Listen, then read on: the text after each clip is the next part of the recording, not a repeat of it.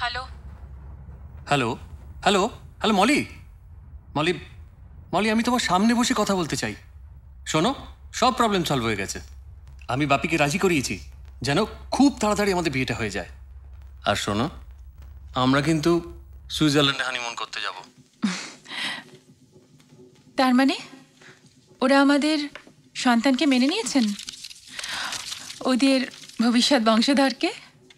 এটা তুমি কি বলছো মলি? বাপিকে আমি এসব কথা কোন মুখে বলবো?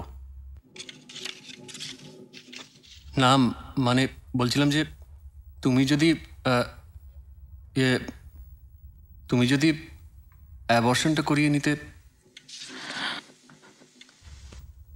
আর যদি না করাই? তাহলে কি হবে জানি না। আমি তো ভেবেছিলাম এই অবস্থায় বাকি সব মেয়েরা যা করে তুমিও তাই করবে।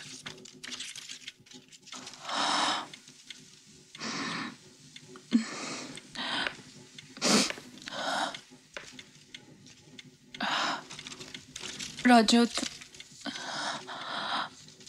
আমি অনেক ভেবেচিন্তে এই সিদ্ধান্ত নিয়েছি।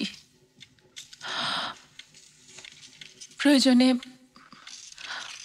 আমার সন্তানের জন্য আমি সব কিছু ত্যাগ করতে পারি, কিন্তু কোনো কিছুর বিনিময়ে আমি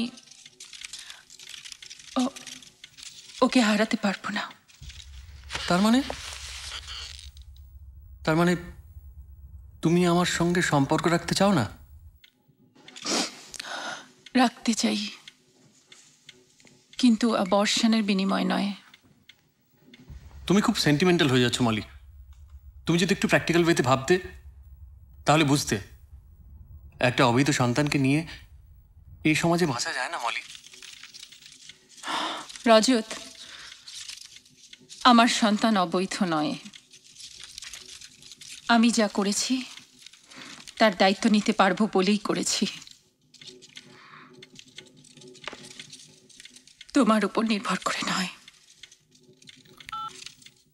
হ্যালো হ্যালো হ্যালো হ্যালো